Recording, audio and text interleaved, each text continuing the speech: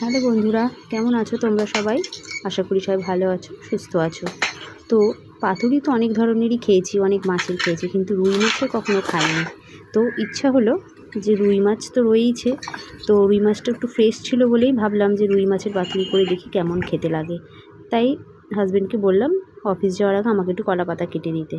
তো কলা পাতাটাও কেটে দিয়ে তো অফিস চলে গেছে। এবার আমি তোমাদের সাথে রান্নাটা শেয়ার করছি। তো প্রথমেই একটা বাটিতে আমি সর্ষে আর পোস্ত, সর্ষের পরিমাণটা একটু বেশি, পোস্তটা একটু কম মিশিয়ে একটু জল দিয়ে ধুয়ে নিয়েছি। ধুয়ে নেওয়ার পর এবার একটা মিক্সিতে আমি সর্ষে আর পোস্তটা দিয়ে দিলাম। আর যার যার স্বাদ মতো সে ঝাল খাবে, আমি একটু ঝাল বেশি খাই, তো সেই জন্য আমি কাঁচা লঙ্কা একটু বেশি দিয়েছি। তোমরা যদি কম খাও তো তোমরা কমও দিতে পারো।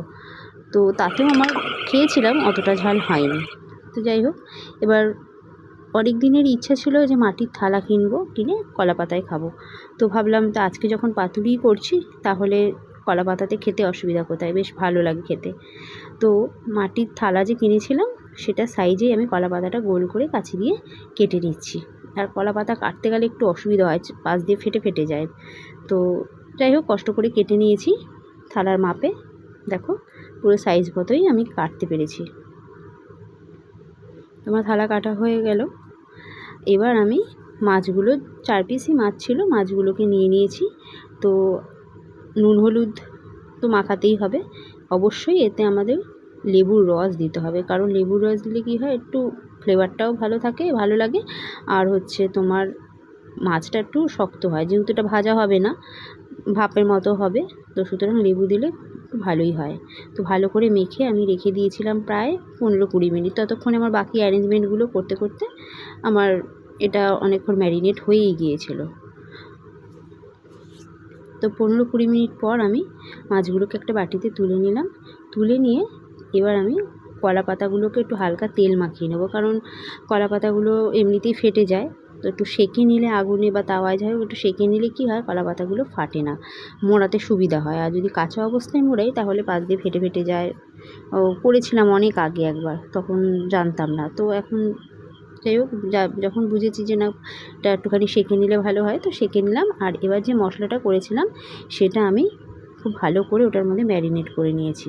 এটা করার পরেও আমি একটু 10 মিনিট রেখে দিয়েছিলাম, একটু রেখে দিলে ফ্লেভারগুলো ভালো ঢোকে। আর মাছের ভেতরে যে কাঁচা লঙ্কাগুলো দেবো সেটাও পাশে নিয়ে নিয়েছিলাম। এবার দেখো, কলা পাতাগুলোকে আমি একটুখানি তাওয়ার মধ্যে একটু সেঁকে নিচ্ছি। এভাবে সেঁকে নিলে একটু সুবিধা হয়, মানে পাতাগুলো মোড়াতে দড়ি দিয়ে বাঁধতে সুবিধে হয়। তো তোমরা আমাকে অবশ্যই কমেন্ট করে জানিও যে রুই মাছের পাতুরি কারা কারা বাড়িতে করে খেয়েছো। নিশ্চয়ই অনেকেই খেয়েছো, কেমন লাগে। আর যদি না খেয়ে থাকো তাহলে আমার রেসিপিটা অবশ্যই ট্রাই করো, দেখবে তোমাদের ভালো লাগবে খেতে। তো যাই হোক, একটা মাছ নিয়ে কলা পাতায় মুড়ে নিয়েছি। এবার ভালোভাবে যেভাবে মুড়তে হয়, তো সুন্দর করে একটা কাঁচা লঙ্কা দিয়ে হালকা সর্ষের তেল দিয়ে ভালো করে মুড়ে সুতো দিয়ে বেঁধে দিতে হবে, যাতে পাশ দিয়ে কোথাও বেরিয়ে না যায়। আমার হাতে একটু লেগে গেছিলো, কিছু কিছু করার নেই, আর বারবার হাত ধুতে মানে ধোয়াও একটু অসুবিধাজনক হয়ে গেছিলো। তো যাই হোক, দেখো আমি এইভাবে সুতো দিয়ে ভালো করে বেঁধে নিয়েছি।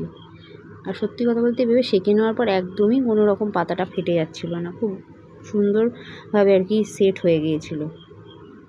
তো এইভাবে এক এক করে আমি সব মাছগুলোকে বেঁধে নেব।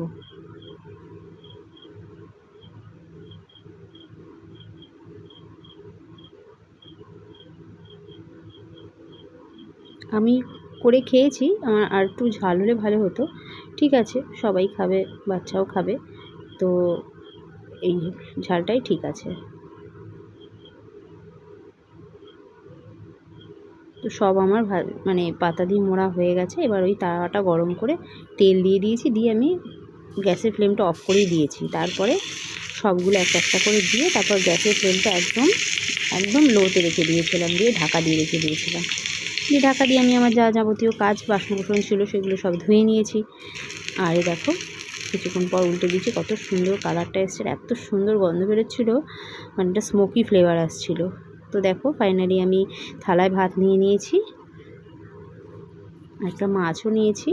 এটা যদিও আমি শর্ট ভিডিওতে একবার শেয়ার করেছিলাম, তো বড় ভিডিওটা শেয়ার করা হয়নি, তাই আজকে তোমাদের সাথে শেয়ার করলাম। এডিট তো অনেক দিন ধরেই করা ছিল, কিন্তু ভয়েসটা দিতে আবার সময় হচ্ছিল না। তো যাই হোক, কেমন লাগলো তোমাদের ভিডিওটা অবশ্যই কমেন্ট করে জানিও। সত্যি কথা বলতে বন্ধুরা, খুব সুন্দর খেতে হয়েছিল। তোমরা অবশ্যই বাড়িতে ট্রাই করো। দেখা হচ্ছে অন্য একটা কোনো ভিডিওতে, অন্য একটা কোনো রেসিপি নিয়ে। ততক্ষণ পর্যন্ত টাটা। আর অবশ্যই সাবস্ক্রাইব করে দিও আমার চ্যানেলটাকে। যারা ফেসবুক থেকে দেখছো তারা ফলো করো, আর যারা ইউটিউব থেকে দেখছো তারা সাবস্ক্রাইব করে দিও।